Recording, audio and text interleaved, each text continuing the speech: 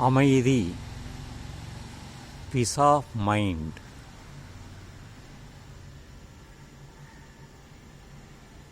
அமைதி என்பது நம் மனதில்தான் இருக்கிறது.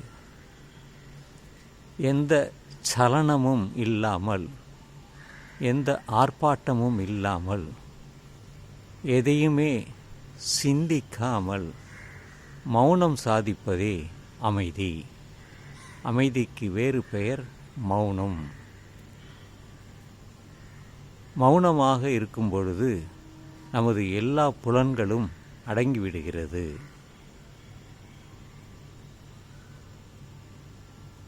அமைதி எப்படி செய்ய வேண்டும் என்றால், கண்ணை மூடிக்கொண்டு இருப்பதுதான் அது அமைதி. அந்த அமைதி கண்களை மூடிக்கொண்டு இருக்கும் பொழுது நம் மனதிலே என்னென்னவோ நடக்கிறது என்பதை பார்க்க வேண்டும், அறிய வேண்டும் என்றுதான் கௌதம புத்தர் சொன்னார். அமைதி புரட்சி என்று எல்லோரும் எழுதுகிறார்கள். இந்த அமைதி என்பது பரிசுத்தமானது. பரிசுத்தமானது என்றால் எந்த சிந்தனையும் இல்லாமல், எதையும் சிந்திக்காமல், எதை பற்றியும் யோசிக்காமல் மௌனமாக இருப்பது.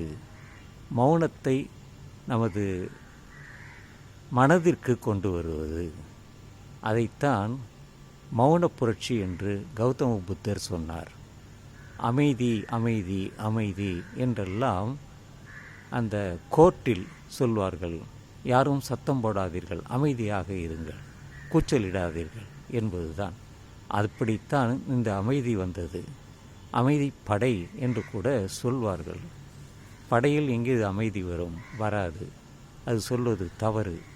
அமைதி என்பது எதையும் சிந்திக்காமல் மனதில் ஒருநிலைப்படுத்தி இருப்பதுதான். இதை நாம் தெரிந்து கொண்டால் நமக்கு அதை பற்றி புரிதல் கிடைக்கும். முயற்சி செய்யலாமே.